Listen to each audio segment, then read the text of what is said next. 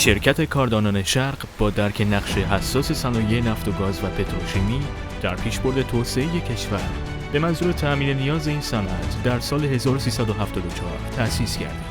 دفتر مرکزی آن در تهران، خیابان شیخ بهایی و کارخانه در مشهد فاز 2 شهرک صنعتی طوس با زیربنای حدود 2000 متر مربع واقع شده است.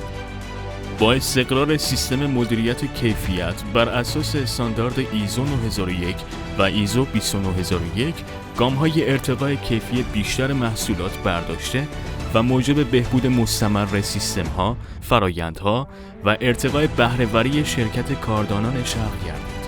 این شرکت تا سال 1390 توانست در زمینه تولید تجهیزات سرشاهی در لیست سازندگان مجاز تمام شرکت‌های بزرگ تولید کننده نفت و گاز قرار بگیرد.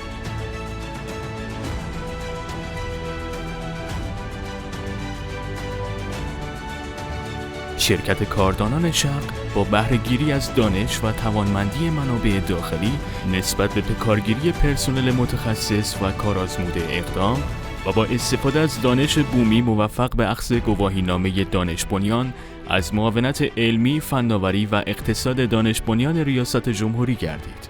از جمله افتخارات این شرکت ورود به عرصه فراساحل و رقابت با شرکت‌های معتبر بین‌المللی در زمینه تولید مولتی ولهد کنترل پنل میباشد که به عنوان اولین شرکت ایرانی به این مهم دست یافت و موفق به ساخت این محصول استراتژیک و نصب آن بر روی سکوهای نفتی خلیج فارس گردید.